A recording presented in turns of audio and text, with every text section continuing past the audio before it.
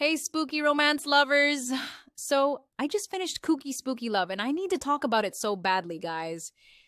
Because I have questions and unresolved mystery. Before I ruin the entire plot for you, let me say Kooky Spooky Love is what happens when a ghost hunter, two love interests, and a haunted castle all collided at the same time. And honestly, it worked way better than I thought. It's spooky rom-com with a touch of mystery. This point onwards, it's spoiler city, guys. So if you haven't read it yet, then you can skip the video to the section about my take and recommendations. So let's start the story. Our heroine Melody is a psychic who can see and talk to the dead, and she runs a ghost-busting agency.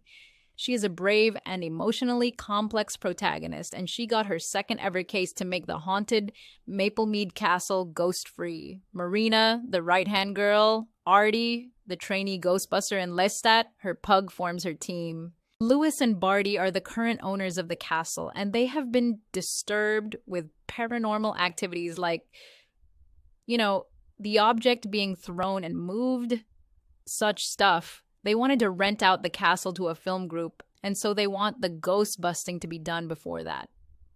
I think this ghost-seeing heroine and the paranormal activities are pretty common setting in the paranormal genre. The team arrived at the 17-bedroom castle, and Lewis welcomed them. Melody found 3 circus performer ghosts, one beautiful lady, one ringmaster, and another man. But then she was terrified by a lion ghost, and she shouted and ran out of the castle. Thus, the first impression was all gone wrong, and the owners now don't trust her.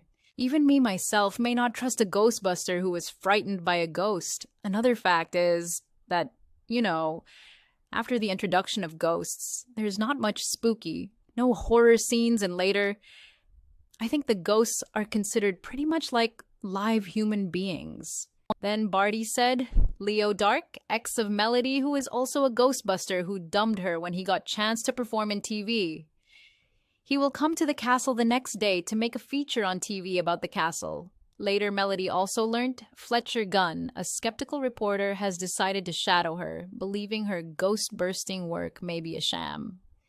Interesting fact is that Melody is in a love-hate, intimate relationship with Fletcher. So guys, that's the start of a love triangle, and Melody is torn between her feeling for Leo and Fletcher.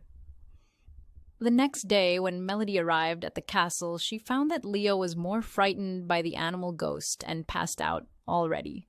So the owners gave the mission to both Melody and Leo. Melody also finds ghosts of 2 nuns and an elderly couple, Eleanor and her husband, Lord Shilling. Later, Melody befriends Britannia, the beautiful circus performer ghost, and finds out that the ringmaster Bohemia is her husband, and the other one, Dino, is her trapeze partner. Eleanor was aunt of Britannia. Melody dives into the history of castle and found Eleanor and Lord Shilling were previous owners of the castle, and they allowed it to be used as home for an order of Benedictine nuns. And this explains the nun ghosts. Additionally, she figured out that none of them are the troublemakers of the castle. The circus ghosts with Lion are the real problem creators. Later, Britannia teases Melody about her affair with Fletcher. When Melody denies it, the flirty Britannia kissed Fletcher in his lips. Even though he isn't aware of her, Fletcher brushed his lips as if he sensed something. Melody then admitted that she had a hookup with Fletcher. Weird Britannia became a matchmaker between Melody and Fletcher, arranging a decorated candlelight dinner. Flirty and matchmaker ghost. I liked it. Melody's relationship with Fletcher further deepens, and there are a few spicy pages also. In the ballroom, Melody saw a trapeze performance of Britannia and Dino. During the performance, the rope-holding trapeze bar snapped suddenly and Britannia fell to the ground and died. Melody found out that the rope was deliberately cut. Later, Dino revealed that the lion killed him, and then Bohemia killed the lion. Melody assumes that Bohemia shot himself in the last. While Melody was trying hard to resolve the mystery, the co-ghostbuster Leo was mesmerized by our flirty Britannia ghost. Melody gets concerned about Leo because his love interest is dead for over 100 years, and at the end he might get hurt. She even warns him, but Leo teases her that she is jealous of him and Britannia. So now Leo is out of track, and Melody has to solely handle the mission. She goes through the history, searches the locked rooms, talks with a ghost, later finds out Britannia's grave in which it's written B&B. She thought it may be Britannia and Bohemia. After finding these clues, Melody interrogated Britannia, and Britannia at last had to tell her story. She said her aunt loved circus, so she let the circus performers spend their winters in the castle, and they used to perform for the villagers. Britannia's father, in exchange for his livelihood, he promised Britannia to Bohemia, who had already fallen in love with her. After marriage, she tried to love him, but she couldn't. Dino joined the circus after a while, and he was more passionate and loved Britannia. The two strong opposing men wanted her, while she couldn't love either of them.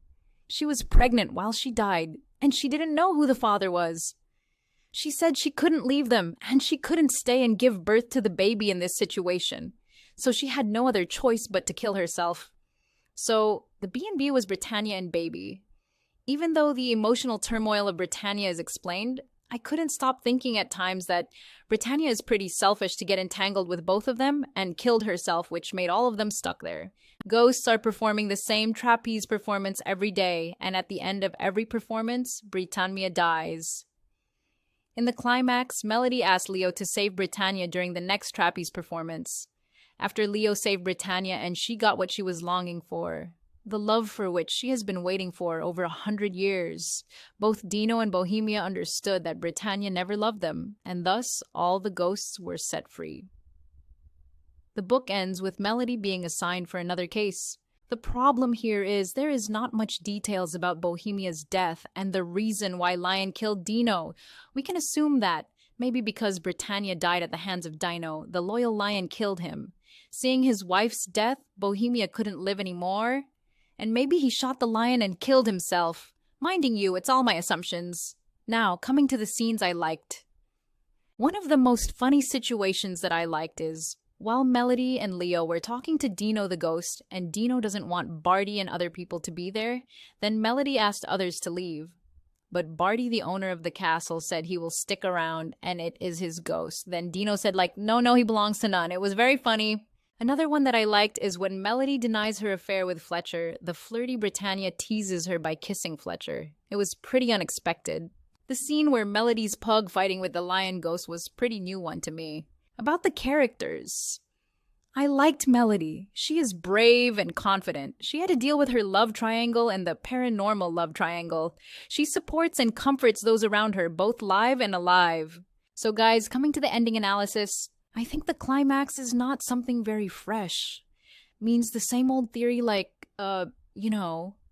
give the ghosts what they are wishing for. It's all right for Britannia. She wanted to experience love and wanted somebody to save her. But I don't know why the hell the Dino and Bohemia were stuck along with her. Why? Because they want Britannia to choose among them, even after she died. Guys, I don't know what to say about this. Additionally, there is no clue about whether Dino and Bohemia knew that Britannia was pregnant and about the fact that it was Britannia who staged her suicide. Some other mysteries are also not resolved, like why the nuns, Britannia's Aunt Eleanor, and her husband were stuck in the castle. And I don't know why the author thought these ghosts don't need relief. Underneath the jokes and whatever supernatural shenanigans were happening, the book is actually exploring love beyond physical limits, healing from past wounds, and the idea that connection can exist in unexpected forms. So my take about the book. The story is slow-paced overall. I have already said that the story is not much spooky. The blend of spooky and rom-com is pretty good, but the spookiness is less. Some humor and pop culture references may feel very British, and other people may find it less relatable. Is it for you? If you like light paranormal romance and cozy mystery and quirky humor, this book is a great pick.